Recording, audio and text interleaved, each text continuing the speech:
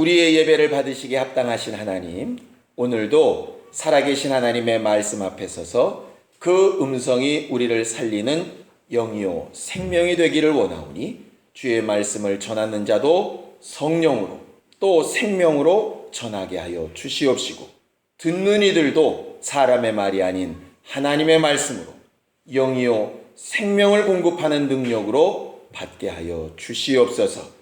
하나님 앞에 칭찬 들을 만한 믿음을 가진 교회들이 되기를 사모하오니 우리의 기도와 간구가 응답되는 시간이 되게 하여 주시옵시고, 말씀으로 마음과 생각을 돌이키고 우리의 삶을 돌이킬 수 있는 신령한 시간이 되게 하여 주시옵소서.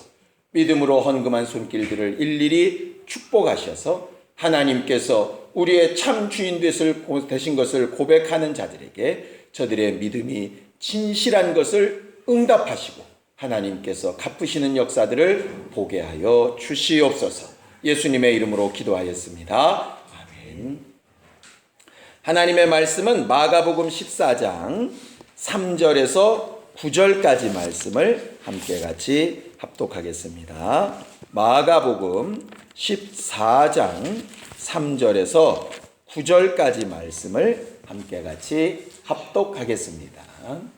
함께 읽습니다. 시작. 예수께서 베다니 문둥이 시몬의 집에서 식사하실 때에 한 여자가 매우 값진 향유 곧 순전한 나드 한 옥합을 가지고 와서 그 옥합을 깨뜨리고 예수의 머리에 부으니 어떤 사람들이 분내어 서로 말하되 무슨 의사로 이 향유를 허비하였는가? 이 향유를 300데나리온 이상에 팔아 가난한 자들에게 줄 수 있었겠도다 하며 그 여자를 책망하는지라. 예수께서 가라사대 가만두어라. 너희가 어찌하여 저를 괴롭게 하느냐? 저가 내게 좋은 일을 하였느니라. 가난한 자들은 항상 너희와 함께 있으니 아무 때라도 원하는 대로 도울 수 있거니와 나는 너희와 항상 함께 있지 아니하리라. 저가 힘을 다하여 내 몸에 향유를 부어 내 장사를 미리 준비하였느니라.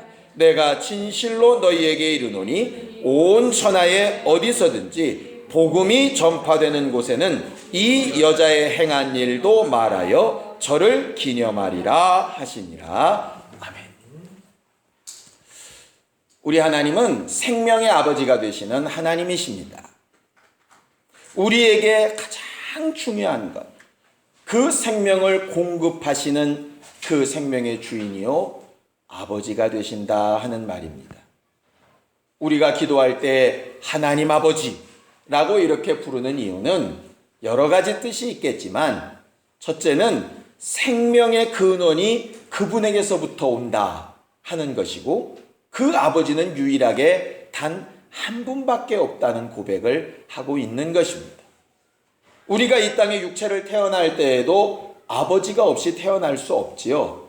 그 아버지는 한 분밖에 없고 그 아버지로부터 오는 생명이 우리에게 연결되어 사는 것처럼, 우리가 하나님을 아버지라 부르는 그 이유의 깊은 곳에는 우리는 하나님으로부터 생명을 얻고 그 생명 주신 이가 오직 유일하신 한 분, 그분밖에 없다고 말하고 고백하는 것입니다. 오늘도 우리가 감사한다고 찬양하고 주를 사랑한다고 찬양하고 할 수 있었던 그 이유가 어디 있느냐면 바로 거기에 있습니다. 그분이 오늘 우리에게 생명을 주셔서 이렇게 숨쉬며 나와 찬양하고 기도하고 예배할 수 있게 된 것이고요. 그분이 이 예배를 받아주시기 때문에 우리가 마음을 다하고 힘을 다해서 그분 앞에 예배하고 이 예배를 받아주시기를 사모할 수 있게 되는 것입니다. 지난 한 주간 동안 본의 아니게 이렇게 시간이라는 것을 좀 이렇게 많이 생각을 해보게 됐습니다. 특별히 이제 지난 금요일 날 이은희 전도사님 수술하시는 그 수술방 앞에 이렇게 가족들이 같이 있으면서요, 시간이라는 생각을 굉장히 많이 했습니다. 제가 일생을 통틀어서 그렇게 시간이 더디게 가는 걸 느낀 게 이제 몇 번 안 됐던 것 같아요. 왜 그러냐면 이제 설명해 줬던 의사 선생님이 간단한 일이라서 30분에서 길면 1시간이라고 그랬거든요. 그러니까 머릿속에 이제 30분에서 1시간이라고 딱 이렇게 머리에 이제 들어와 있는 겁니다. 그런데 이게 한 2시간 가까이 돼버리니까 30분까지는 너무 평안하고 1시간까지는 괜찮았다가 1시간 1분이 넘어가는 순간부터 이게 막 굉장히 이제 고민이 막 심하게 되더라 이 말이죠.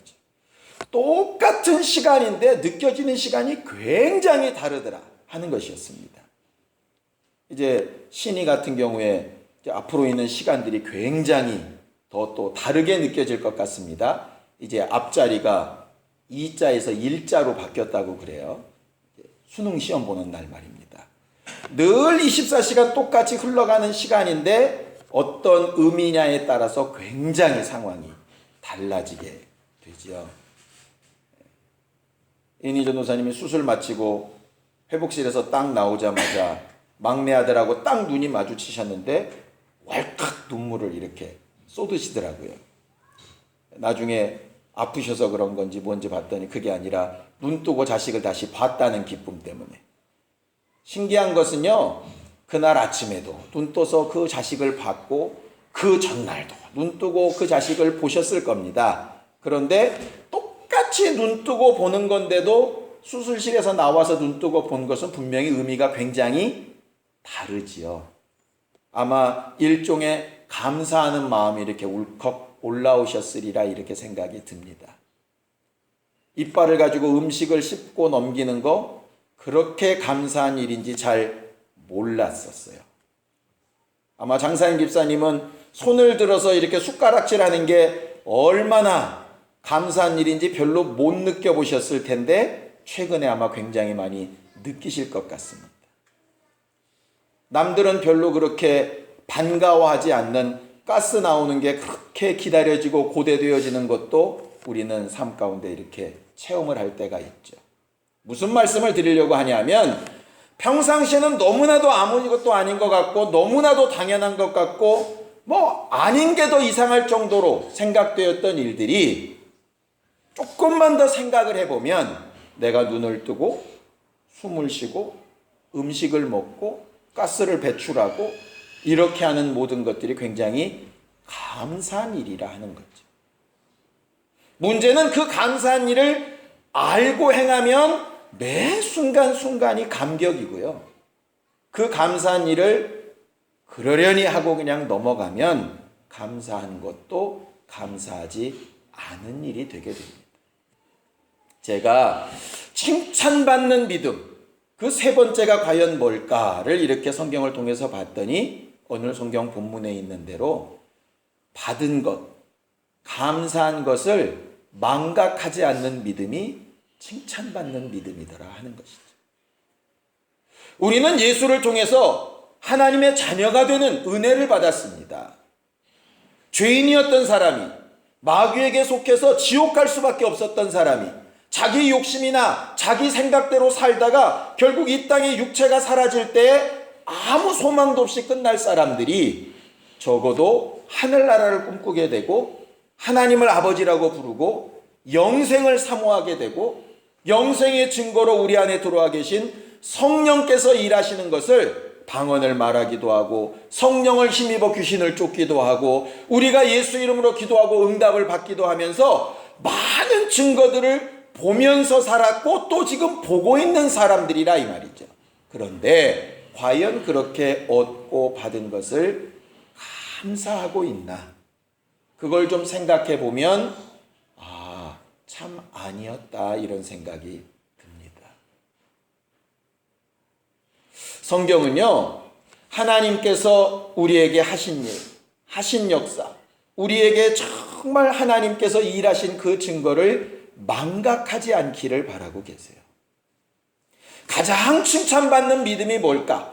이 성경에 기록된 많은 사람들 가운데 우리가 지난주에 수로보니게 여인의 믿음도 받고 그 전주에 백부장의 믿음도 받는데 가장 칭찬받을 만한 믿음, 하나님께서 가장 인정하실 만한 믿음이 과연 뭘까? 곰곰이 생각해 봤더니 뭐 말할 나위도 없이 예수 그리스도이실 것 같더라 이 말이죠.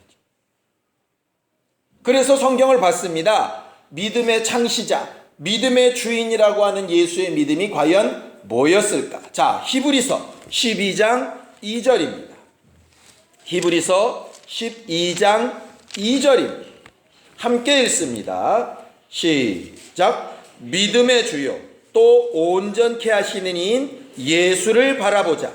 저는 그 앞에 있는 즐거움을 위하여 십자가를 참으사 부끄러움을 개의치 아니하시더니 하나님 보좌 우편에 앉으셨느니라. 이렇게 말하고 있습니다.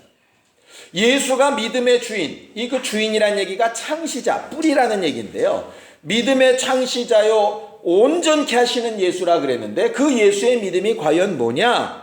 앞에 있는 즐거움, 그 앞에 있는 즐거움이 뭐냐면 하나님 보좌 우편에 앉게 하시는 그 일, 아버지께서 주신 소망이란 뜻입니다. 하나님께서 자기에게 주신 것을 망각하지 않고 그것보다 다른 것을 더 사랑하지 않고 하나님이 내게 주신 것을, 내게 주신 명령과 내게 주신 소망을 가장 귀한 것으로 기억하면서 잠깐 앞에 온 부끄러움을 개의치 아니하시고 일하셨던 그 믿음, 그 믿음이 바로 하나님이 가장 사랑하셨던 믿음의 뿌리와 같은 것이다 이 말이죠. 그래 놓고 봤더니 믿음의 조상이라고 했던 아브라함도 결국 같은 의미더라 이 말이죠. 아브라함이 믿음의 조상이라고 할 때 가장 대표적인 사건을 이삭 바치는 사건이라고 우리가 알고 있지 않습니까? 그 이삭을 100세나 되어서 겨우 낳았는데 그 아들을 바치는 믿음이 어떻게 가능할까? 단 한 가지입니다. 이 아들이 하나님으로부터 온 것이라 이 말이죠. 이 아들이 온 것을 잊어먹지 않으면 얼마든지 믿음으로 살 수 있는데 결국 믿음이 믿음되지 못하는 이유는 뭐냐면 하나님 앞에 받은 것을 망각하기 때문이라 이 말이에요. 감사할 조건이 사라진다 이 말입니다. 하나님께서 우리에게 정말 좋은 것으로, 하나님께서 우리에게 가장 필요한 것으로 공급하신 것은 그것을 기억하고 그것을 드러내고 그것을 나타내도록 만드신 것이거든요. 예수가 오셔서 하신 일이 바로 그 일입니다. 자, 성경을 또 보죠. 요한복음 14장 31절입니다. 요한복음 14장 31절입니다. 함께 읽겠습니다. 요한복음 14장 31절입니다. 시작. 오직 내가 아버지를 사랑하는 것과 아버지의 명하신 대로 행하는 것을 세상으로 알게 하려 함이로다. 일어나라 여기를 떠나자 하시니라. 예수께서 이 땅에 오셔서 이 일도 하시고 저 일도 하시고 이곳도 가시고 저곳도 가시고 이 사람도 만나시고 저 사람도 만나셨던 이유가 뭐냐 하면 아버지께서 내게 주신 것, 그것을 통해서 주를 사랑하는 것, 그것을 알게 하기 위해서, 그것이 곧 믿음이라 하는 것이거든요. 믿음이 뭐냐면 하나님이 내게 주신 것, 그 하나님이 내게 주신 것으로 주를 사랑하는 것, 그것이 믿음의 가장 기본이 되는 것이라. 그렇게 믿음을 가진 사람이 하나님 앞에 칭찬을 얻게 되는 겁니다. 한 서기관이 예수께 와서 묻습니다. 예수님, 하나님이 주신 계명 가운데 가장 큰 계명이 뭔가요? 이렇게 물었을 때 예수께서 너무나도 간단하게 얘기하십니다. 첫 번째는 뭐냐?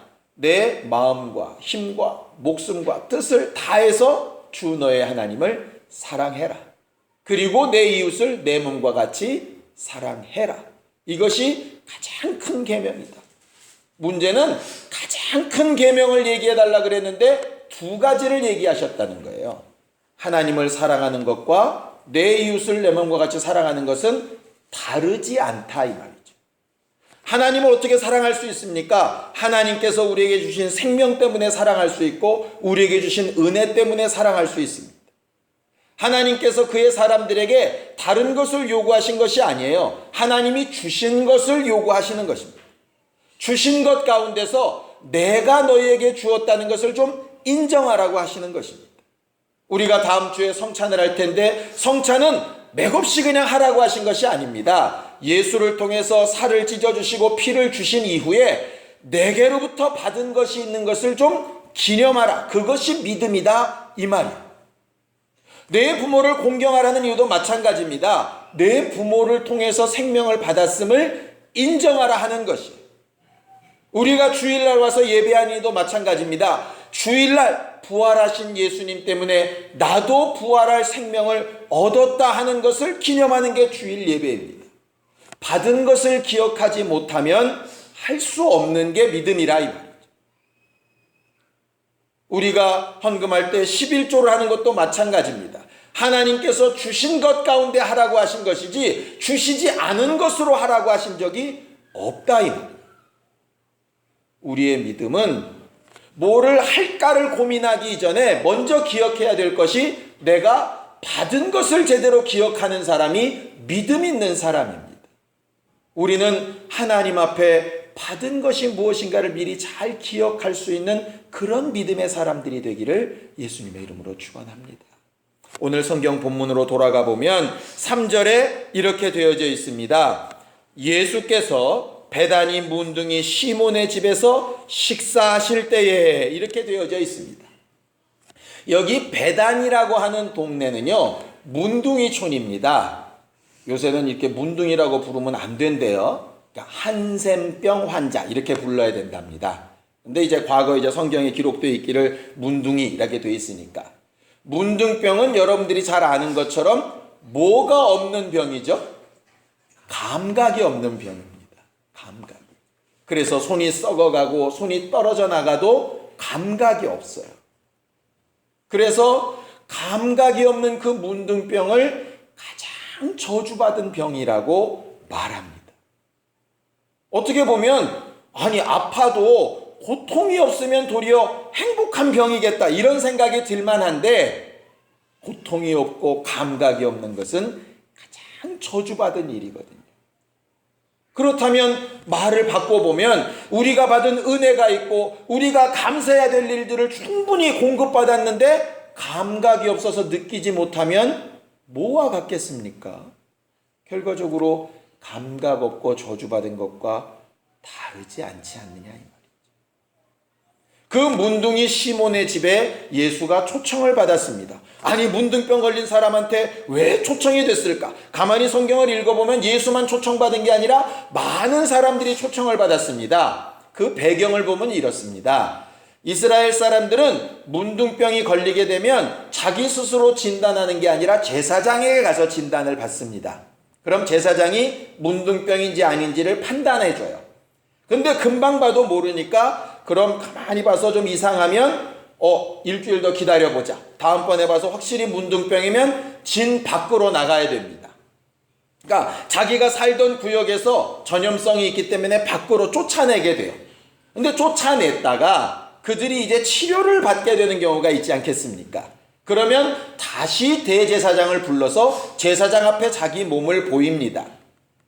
자기 몸을 보여서 별 이상이 없으면 또 일주일을 기다려서 또 다시 봐서 이상이 없으면 제물을 드리고 피를 뿌리고 흐르는 물에 그 피를 흘려보내서 저주가 떠나갔다는 것을 고백을 하게 돼요. 자, 그런데 문제는 뭐냐면 이미 이 사람들이 문둥이 총으로 쫓겨나가고 문둥이라는 이렇게 낙인이 찍혀서 나갈 때 사람들이 다 문둥병자인 줄 안다 이 말이에요. 그러니까 그 문둥병자를 만나고 싶어 하지도 않고 함께 하려고 하지도 않겠지요. 그러면 이제 대제사장은 그것을 회복시켜줘야 되니까 이 사람이 이제 문둥병에서 나았다 한 다음에 자기가 나았다 하는 것을 증거하고 나타내기 위해서 이제 잔치를 베풀고 사람들을 불러 모으는 겁니다. 그러니 자기를 나았다라고 판단해준 그 제사장도 그 자리에 있어야 되고 그래야 사람들이 두려워하지 않고 오지 않겠느냐 이 말이에요. 왜 우리가 올해 굉장히 메르스 때문에 많이 문제가 있었잖아요. 그런데 메르스 완치됐다 이렇게 판정되고 나서 확진이 되면 그 다음에 나가는 것과 똑같은 내용입니다. 그러니까 문둥이 시몬이라는 사람은 문둥병에 걸렸다가 나음을 입은 사람이란 얘기예요. 그런데 다른 성경들에 보면 그 시몬이 누구였다고 되어 있냐면 바리새인이었다고 되어져 있습니다. 근데 그 바리새인이 예수를 초청했어요. 왜 그랬을까? 유추해 보면 아마 이 문둥이 시몬을 낫게 한 분이 누구냐 하면 예수님이셨을 것 같아요. 그러니까 예수님께 감사하니까 초청을 한 것입니다. 은혜를 잊지 않고 초청했어요. 초청을 하기는 했는데 문제가 벌어졌습니다. 누가복음 7장에 보면 이 병행 구절에 뭐라고 되어 있느냐? 예수께서 그 시몬을 책망하면서 이렇게 말씀하세요. 너는 내가 너희 집에 왔을 때 나를 환영하여 입을 맞추지도 않았고 내 발 씻을 물로 이렇게 나를 씻기지도 않았고 내 머리에 감람류도 붓지 않았다. 이게 뭐냐 하면 그 가운데서 가장 이제 환영받아야 될 사람을 다른 사람 앞에 보란 듯이 이렇게 대우하는 얘기를 하는 겁니다. 그러니까 적어도 자기를 낫게 하신 분, 은혜 받게 하신 분, 자기를 살리신 분, 이렇게 잔치를 베풀게 하신 분, 그랬다면 당연히 그분을 가장 높은 자리에, 가장 좋은 곳에, 가장 좋은 대우로 이렇게 해야 마찬가지인데 안 했다 이 말이죠. 왜 그랬을까? 그 앞에 이유가 딱 써 있습니다. 바리새인이었기 때문에. 예수의 은혜가 분명히 있습니다. 그런데 뭐 또 있느냐? 낳고 나서 보니까 예수를 많이 싫어하는 바리새인 친구들도 잔뜩 와 있는 것이에요. 여기서 예수를 많이 화명하면 나도 예수의 일파라고 치부되겠다는 싶은 생각 때문에 은혜 받은 게 있어서 초청은 했는데 거기에 합당한 대우는 못하는 것이죠. 그러니까 두 마음에서 헷갈리는 겁니다. 지금 내가 예수만 막 쫓아가면 여기서 단절되고 왕따를 당할 것 같고 또 여기를 따라서 예수를 미워하자니 받은 은혜도 있고 그러니까 마치 양다리 걸치듯이 중간쯤 이렇게 있다 이 말이에요. 근데 그런 와중에 예수께서 식사하시느라고 이렇게 비스듬히 누워서 이렇게 잔치를 하고 있었습니다.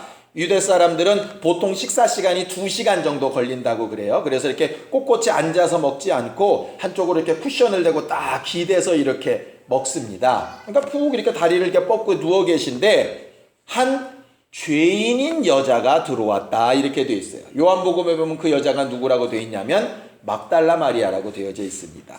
나사로와 마르다의 동생인 마리아. 그런데 그 마리아가 죄인이었다 이렇게 되어 있어요. 어떤 사람은 그 죄인이라는 의미를 창녀다 이렇게도 얘기하는데 뭐 창녀일 수도 있고 아닐 수도 있고 어쨌든 모든 사람들이 볼 때 시몬은 바리새인 이렇게 보는 것처럼 그 여자는 죄인 이렇게 볼 만큼 아주 확실한 죄 가운데 있는 사람이었다 이 말이죠. 그런데 그 죄인인 여자가 와서 사람들을 놀라게 하는 일을 합니다. 무슨 일을 하느냐 하면 순전한 나드 한 근이 달려있는 옥합을 가지고 와서 깨트려서 예수에게 붓고 머리칼로 그 발을 씻고 눈물로 닦고 그 발에 입 맞추기를 그치지 않고 이 일을 사람들 앞에 행하는 것이죠. 거기 순전한 나드 한 근이라고 하는 것이 뭐냐면 그 나드라고 하는 것이 향유인데요. 향수와 같은 것인데 히말라야 높은 산지에서 나는 향수랍니다. 그래서 향수 중에서도 최고급에 속하는 향수라고 해요. 그리고 그것이 순전한 나드라는 얘기는 다른 경우는 일반적으로 포도주나 이런 것들을 알코올 성분을 섞어가지고 희석시켜서 쓰는데 이게 원액 덩어리라는 얘기입니다. 그러다 보니까 그 하나의 가격이 얼마냐? 여기 사람의 얘기를 드리면 300데나리온이다 이렇게 얘기해요. 300데나리온은 얼마쯤 되느냐 하면 1데나리온이 남자의 하루 품값입니다. 그러니까 300일 품값이라는 얘기예요. 그러니까 남자의 1년 연봉쯤 됩니다. 각각 자기 연봉을 좀 계산해 보세요. 얼마쯤 되는지. 비교해서 보면 빌립이 이런 말을 한 적이 있습니다. 요한복음에 예수께서 5,000명을 떡 5개와 물고기 2마리를 먹이실 때 너희가 먹을 것을 줘라. 그럴 때 빌립이 뭐라고 얘기하냐면 예수님 200데나리온의 떡이 있어도 부족할 것 같습니다. 이렇게 얘기하는 거 보면 300데나리온이면 5,000명 아니라 한 6, 7,000명을 다 먹이고도 남을 수 있을 만한 돈이라 이 말이에요. 사람들이 아주 발끈하게 화를 낼 만큼 그런 돈입니다. 그런데 그 향유 자체만도 비싼데 그 옥합도 싼 것은 아니에요.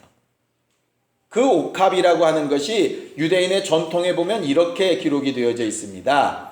처녀는 자기가 시집 가서 첫날 밤을 이렇게 보낼 남자를 위해서 옥합을 이렇게 혼수품으로 준비를 한답니다. 그리고 그 옥합을 그 남자 앞에서 반드시 목을 딱 깨트려 가지고 우리가 이제 주사약 같은 거, 뭐 앰플 같은 거 딱 부러뜨리듯이 딱 부러뜨려 가지고 다 그 향유를 남편에게 붓는다 이 말이에요.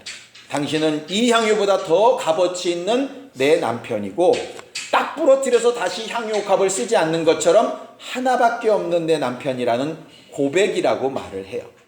결과적으로 이 죄인인 여자는 예수 앞에 와서 예수가 나의 신랑이라고 고백하는 것과 마찬가지입니다. 다시는 더 큰 사랑을 발견할 수 없을 거라고 고백하는 것이랑 마찬가지라 이 말이죠. 이 마가복음에 그 향유를 깨뜨려 이렇게 되어져 있어요. 처음에 제가 성경을 볼 때는 참 여자가 좀 심했다. 그냥 뚜껑만 따가지고 붓고 그 병이라도 다시 쓰지 왜 병까지 깨나. 그건 뭐냐면 그만큼 그를 사랑한다는 고백이었어요. 근데 사람들은 다 그 여자를 비난합니다. 왜 비난하느냐? 그 비싼 돈을 허비했다는 거예요. 잘못 썼다는 거예요. 제대로 쓰려고 그랬으면 가난한 자들에게 정말 구제를 했으면 몇천 명을 먹이고도 남을 돈을 어떻게 저렇게 허비할 수 있나, 이렇게 막 이야기하는 것입니다. 이론상 계산상으로 정말 똑똑한 말이에요. 그런데 예수는 그 말에 동의하지 아니하시고 저를 가만두어라. 저가 한 이 믿음의 행동은 반드시 복음이 전파되는 곳에 계속해서 기념될 것이다, 이렇게 말합니다. 간혹 이 얘기를 그래서 어떻게 쓰느냐, 이것 봐라, 하나님 앞에 이렇게 귀한 것으로 많이 헌금하면 얼마나 기뻐하시느냐, 가난한 자들 돕는 건 얼마든지 따로 할 수 있지만 하나님 앞에 헌금하는 게 먼저다, 자꾸 이렇게 설교를 듣게 되는 경우가 있습니다. 근데 예수는 관심 자체가 그 나드 한 근이 얼마짜리였는지, 그 옥합이 얼마나 귀했는지 아무런 관심이 없으셨어요. 실상 예수의 입에서는 향유에 대한 얘기도 나오지 않고 옥합에 대한 얘기도 나오지 않습니다. 오직 뭐에 대한 얘기만 나오느냐, 누가복음에 보면 똑같은 사건에 예수께서 이렇게 비유로 말씀하십니다. 시몬한테, 시몬아, 500데나리온 빚진 사람이 있고 50데나리온 빚진 사람이 있는데 그 빚을 준 사람이 둘 다 탕감해줬다. 누가 더 저를 사랑하겠느냐? 너무 간단한 답이죠. 더 많이 사함받은 사람이 더 사랑하고 기뻐하게 된다. 저 여자가 너희 보기에는 허비하는 것 같은데 왜 내가 저것을 허비라고 보지 않지 않는지 아느냐? 저가 좋은 것으로 내게 줘서가 아니다. 성경은 분명히 하나님은 무엇이 부족한 것처럼 섬김을 받으시는 분도 아니고요, 수양의 기름이나 다른 어떤 재물을 탐하시는 분도 아닙니다. 하나님에 대해서 제발 그런 오해를 좀 고쳤으면 좋겠습니다. 말라기나 이런 곳에서는 제발 재물 들고 오는 사람의 발걸음을 좀 막았으면 좋겠다 얘기하십니다. 성경은 물질의 값어치나 크기에 지금 관심이 있으신 게 아니라 그 일을 왜 하고 있느냐에 관심이 있으세요. 그러면서 그 여자에 대해서 딱 한마디로 정의를 내리십니다. 저가 사함받은 것이 많기 때문에, 너는 문둥병에서 나음을 입었는데도 나를 이 정도로밖에 대우를 하지 않지만 저는 어떤 죄에서 사함받았는지 너희들이 다 손가락질만 할 만한 그런 죄에서 사함받은 그 기쁨이 있어서 그 감격을 놓치지 않고 내 장사를 준비하며 이렇게 행한 것이다. 내게 받은 은혜를, 내가 용서한 그 분명한 사실을, 내가 저에게 베풀어진 그 내용을 잃어버리지 않고 그것을 가지고 정말 저렇게 기억하고 기뻐하고 행복해하고 내 앞에 나와 행하는 저것이 바로 가장 칭찬받을 만한 믿음이다. 그것을 기념했으면 좋겠다라고 말씀하신다. 바리새인 시몬의 잘못이 뭔지는 잘 아시겠죠? 받은 은혜가 굉장히 큰데 사람 때문에 그걸 표현 못한 겁니다. 반대의 경우도 있을 겁니다. 받은 은혜는 없는데 사람 때문에 뭔가를 하는 사람도 있을 거예요. 둘 다 하나님 앞에서 틀렸습니다. 하나님 앞에 칭찬받는 믿음은 내가 받은 것이 주께로부터 온 것인 것을 분명히 알고 제대로 고백하는 것입니다. 받은 것을 제대로 알지 못하면 외적으로 보이는 값어치에만 관심이 갑니다. 그가 죄인이냐 아니냐에만 관심이 갑니다. 예수께서 내게 해주신 것이 기억나지 않습니다. 요한계시록에는 첫사랑을 버린 에베소 교회를 향해서 이런 경고를 하고 계신 것입니다. 너희 처음 사랑을 버렸다는 얘기가 뭘까요? 수고도 하고 애쓰기도 하고 많은 것을 행하고 누구에게나 칭찬받을 만큼 대단한 교회이기는 한데 뭐를 잃어버렸느냐? 주께 사랑받고 은혜 받았다는 감격이 사라진 교회라는 거예요. 그건 믿음이 없는 교회이죠. 우리는 어떻습니까? 기도도 하고 예배도 하고 찬양도 하고 봉사도 하고 헌신도 하고 막 하는데 정말 주께 받은 은혜가 우리를 감격스럽게 하고 있나요? 찬양할 때 그 찬양의 가사가 정말 내가 주께 사랑받고 주께 받은 은혜 때문에 내가 주를 사랑한다 고백할 수 있구나 이렇게 감격하고 있습니까?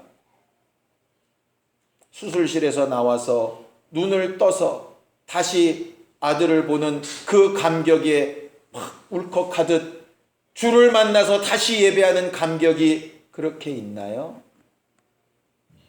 너무나도 당연해 보였던 일이 쉽고 가스를 배출하고 사람을 만나서 말하고 하는 그런 것들이 정말 새롭게 느껴지듯이 하루가 새로 시작되는 것이 정말 귀중하게 여겨지듯이 하나님 앞에 그렇게 살고 행동하고 믿음을 표현하는 것이 그렇게 중요하게 느껴지고 있습니까?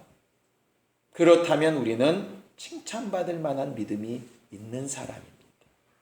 그런데 그것이 없다면 하기는 하고 나타내기는 나타내고 뭔가 보여지기는 하는 것 같은데 문둥이 시몬과 같이 체험한 것도 있고 나음받은 것도 있고 잔치도 베풀고 사람들의 축하도 받고 다 하는 것 같은데 결국은 예수께는 칭찬받지 못하는 그런 믿음이 될 수도 있지 않겠습니까? 마지막으로 성경을 한 구절만 읽고 함께 같이 기도하려고 합니다. 역대상 29장 14절을 함께 보겠습니다. 역대상 29장 14절입니다. 다윗이 성전을 지을 수는 없었지만 성전 짓는 일을 위하여 자기 백성들과 함께 많은 물질을 모아놓고 나서 감격스러워서 했던 고백이 바로 이 고백입니다. 역대상 29장 14절입니다. 함께 읽습니다. 시작. 나와 나의 백성이 무엇이간데 이처럼 즐거운 마음으로 드릴 힘이 있었나이까. 모든 것이 주께로 말미암아 싸우니 우리가 주의 손에서 받은 것으로 주께 드렸을 뿐이니이다 라고 고백하는 것이죠. 우리가 그동안 헌신하며 봉사하며 힘쓰며 했으며 신앙생활했던 많은 일들이 있을 겁니다. 어떻게 그게 가능했을까? 내가 잘나서 내가 믿음이 있어서 내가 능력이 있어서가 아니고 주께 받은 것이 있어서 그것이 너무 감사하고 감격스러워서 즐거이 예배하고 즐거이 찬양하고 즐거이 드리고 즐거이 할 수 있었다. 이렇게 고백하는 믿음이 정말 칭찬받을 만한 믿음이 되는 것이라. 그래서 우리의 기도는 주세요 주세요 주세요 하는 것도 믿음의 기도이겠지만 주께서 내게 베푸시고 이미 내게 허락하신 일들에 대하여 감사함으로 기도하는 것이 더 큰 믿음의 기도라고 생각이 됩니다. 그래서 성경은 너희가 기도할 때 감사함으로 주께 아뢰라고 이렇게 성경은 말하고 있는 것입니다. 이번 한 주간 살아가는 동안에 주께 받은 것, 눈을 뜰 때나 숨을 쉴 때나 만날 때나 돈을 벌 때나 입을 벌려 노래할 때나 무엇을 하든지 하나님께서 내게 주신 것으로 하고 있다는 감격이 많이 넘치고 그 결과로 감사하고 주를 사랑한다고 고백할 수 있는 칭찬받는 믿음에 성공한 우리 모두가 다 되기를 예수님의 이름으로 축원합니다. 예수에 한번 부르고 간절히 같이 기도할 때 감사할 조건을 찾아 주께서 주신 것에 감격스럽게 신앙생활하는 사람 되게 하여 주시옵소서. 예수에 한번 부르고 함께 같이 기도하겠습니다. 하나님, 우리는 하나님 앞에 칭찬받는 믿음을 가진 교회가 되기를 원합니다. 백부장과 같이 실제의 삶 가운데서 하나님의 말씀에 권위가 세워지는 믿음으로 살기를 원하고, 수로보니게 여인처럼 하나님 앞에 정말 유일한 생명의 길이 있음을 알고 끝없이 낙심하지 않는 믿음으로 주께 나아가기를 원합니다. 거기에 우리가 주께 받은 것과 이미 베풀어 주신 것을 기억하며 감격하며 감사하며 함부로 취급하지 아니하며 내 손에 있고 내 마음에 있는 어떤 것보다도 주께서 내게 주신 것이 귀한 줄 알고 고백하며 드러내어 말할 수 있는 신령한 믿음을 가진 사람들이 되어지기를 원합니다. 그동안 우리도 모르는 사이에 너무 당연한 것처럼, 너무 가치 없는 것처럼, 분명히 귀한 것은 알지만 사람 눈치 때문에, 여러 가지 상황이나 형편 때문에 다른 것들을 빼앗기고 등 돌릴까봐 겁나고 두려워서 행하지 못한 부분들이 있다면 돌이킬 수 있는 시간이 되게 도와 주시옵시고, 우리에게 주신 날 동안에 주께 받은 것으로 즐거이 행하고 즐거이 말하고 즐거이 드릴 것이 있는 신령하고 행복한 신앙생활하는 우리 모두가 다 되도록 도우시고 인도하여 주시옵소서. 영육간의 강건함을 주시고 심령의 담대함을 주시고 환경과 형편에 주께서 함께 하시는 증거를 보는 기쁨들로 우리 모두와 함께 역사하여 주시옵소서. 예수님의 이름으로 축복하며 기도하였습니다. 아멘. 이제는 우리 주 예수 그리스도의 은혜와 하나님 아버지의 극진하신 사랑과 성령님의 감동하시고 역사하시는 분명한 증거가 주께 받은 은혜와 사랑을 망각치 않고 주님 부르시는 날까지 일평생 감격하며 전하며 증거하기를 원하는 모든 주 예수의 사람들 위해 이제부터 영원까지 함께 있을지어다. 아멘.